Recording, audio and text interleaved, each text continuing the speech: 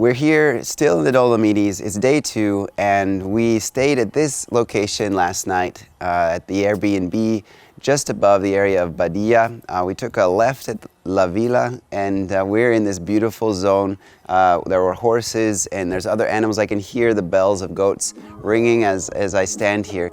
This is a beautiful Airbnb. It has amazing views of the mountains all around it.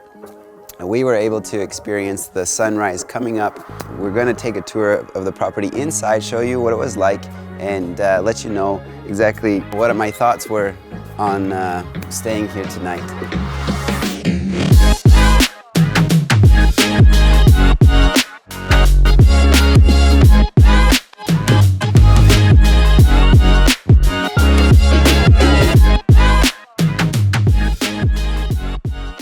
Before we get to that, I'm going to take you to Corvara di Badia, which is a resort town just a little bit distant from this Airbnb we stayed at. We're just trying to get back down off this mountainside, hillside that we stayed on overnight. I was talking with Woody here that my uncles have a big property in Island Park, Idaho, and it's like the same size as what we just stayed in, but there's like a difference in the marketing ploy, or the marketing technique. My uncles, they do it for example, family reunions. They've got an 8-9 bedroom, just giant cabin. They try to get whole families of 20, 22, 24 people to stay there all together. Here, the property is the same size, but they've divided it into like 4 apartments, so that because it's more typical here in Europe to travel in 2s or 4s, maybe even 6. And so like that one sleeps 8 pretty comfortably. So you could bring a whole family or 2 families even in this area, stay in one place. But the price, is obviously different when you're trying to put 22 people in it as opposed to 8. This felt like pretty fair pricing for how beautiful the area is, and especially in the summer and winter, so much stuff to do in the nature. And so we're gonna go see what Corvara is about and let you know what we find out.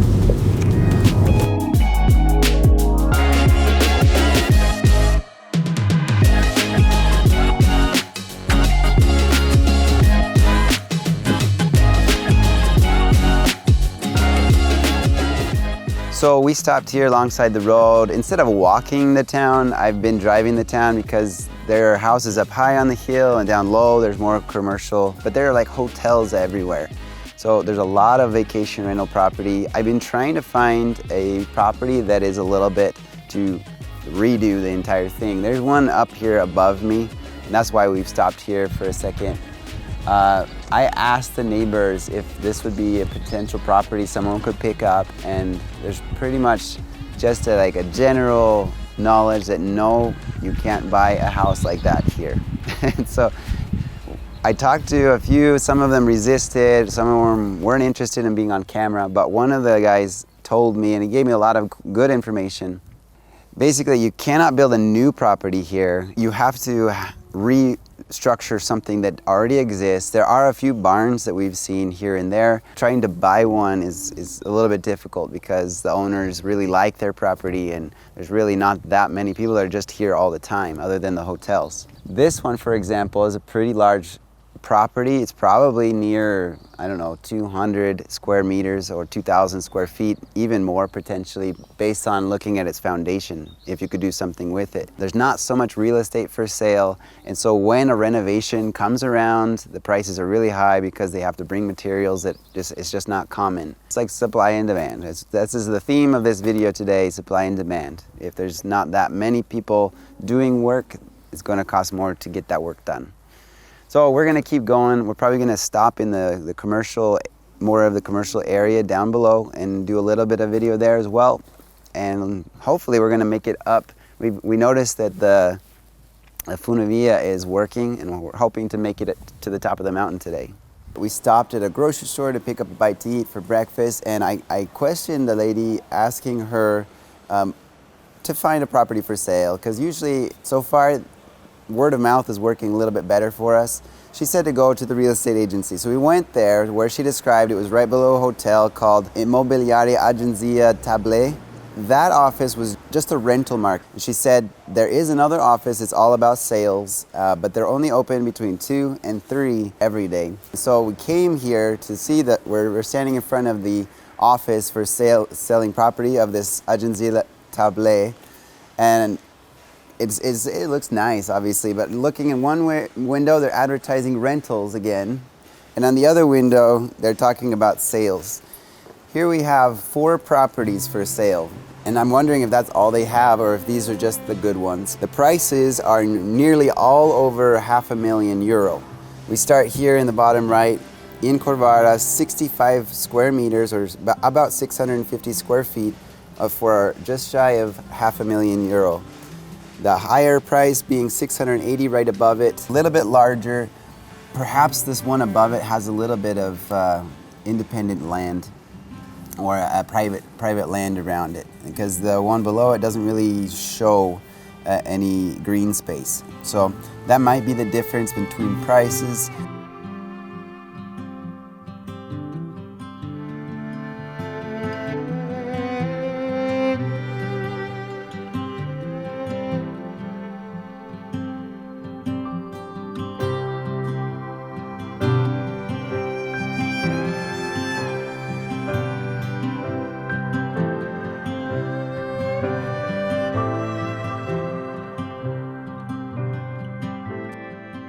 So we came here to jump on the cable car. We saw it running, but we saw a yellow cable car go up to the top. Now I'm looking at it, there are literally no cable cars on the cable, except for maybe that one. So maybe they're doing maintenance and it's just completely closed during this period. But one thing we discovered is that apparently this is the first chairlift in Italy, which is really cool. Makes sense for this being such a famous area to have something iconic like that. It's time to check out the Airbnb tour. I just wanted to share this with you. It was a really nice place, so if by chance you're staying in this area, there's a link in the description, and now you can see what it's like before you decide to stay there. We stayed in an apartment that's up here. It has its own entrance. It's always available. There's easy parking, and basically every window has a fantastic view. It's a very strong construction, very clean feel for this, well, I think it's a kind of a typical thing for this area. Okay, so this is where we stayed last night, and I'll let you get in here. We are going to see the dining room, living room, kitchen zone, and then we're gonna see the night zone. We're actually gonna pass by it right now. Right here, you get a really good look at what surrounds you when you stay at this location. We've got the mountains all around. You can see ski hills up on top, as well as the funivia that takes you up the mountain down below right here. When you see the living room, dining, it's a nice cozy space. It doesn't have a lot. Like, you pretty much do everything here, but I'd imagine when you're coming to stay here, you're not coming to stay here, you're coming to experience the area. So this place is perfect for eating. You come and you prepare your own breakfast, lunch, and dinner. You can sit down and play games, whatever, in the evening, but most likely you're probably just gonna go to sleep to enjoy the next morning. It's adjacent to this balcony where you can sit down, have a nice drink, and just enjoy the view of the whole meadow. And because this location is on a private road, and when we came inside, we saw horses, we can hear animals outside, like I mentioned, but you can just enjoy being in nature quite a bit. We're gonna take a step outside on this balcony just to get a better look of what's going on. We have a beautiful mountain range out ahead of us here. We entered, this is a whole private street. It's very, very private in the area.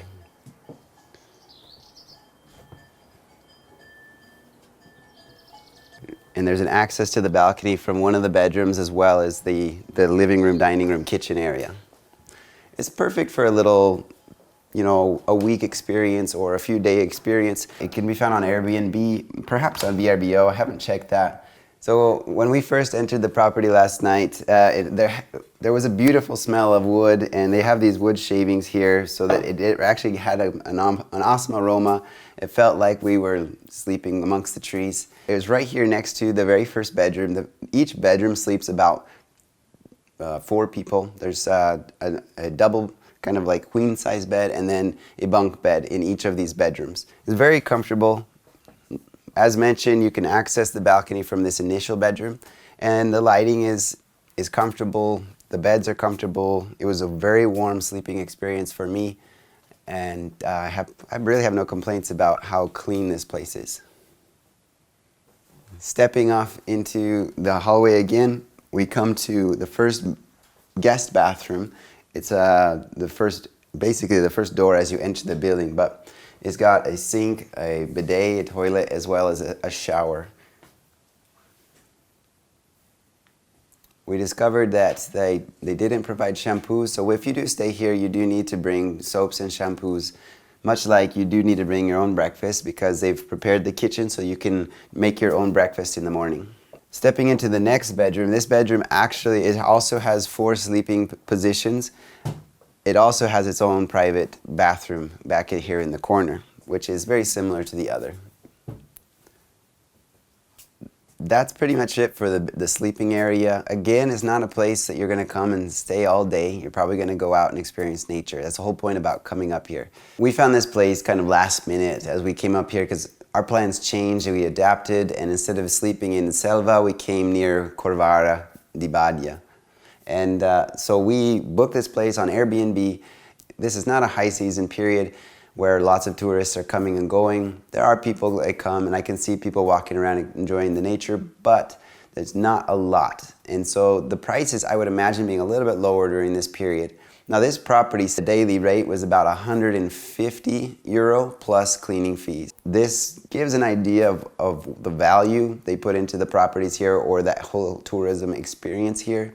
Even in the low season, the prices being about 150 euros a day as it is. Now, the view is beautiful, and the place is clean, and we're right here in nature. So I'm curious what the price would be in the winter or in the summer. We'll need to do some research to figure that out. The reason we're in this area is because we're searching for a property kind of like this, something affordable, because I would imagine with this property, the price would be well above $500,000. I would imagine even more. It makes me wonder how much would be 5 apartments if they were to sell this property. I doubt we're going to find a lot of things for sale, especially in such great condition. We're going to keep searching. That's it for this video. Thanks for checking this out. On this same day, we checked out another village that's close by. So if you want to check that out, make sure to hit the notification bell, and I'll see you in the next video.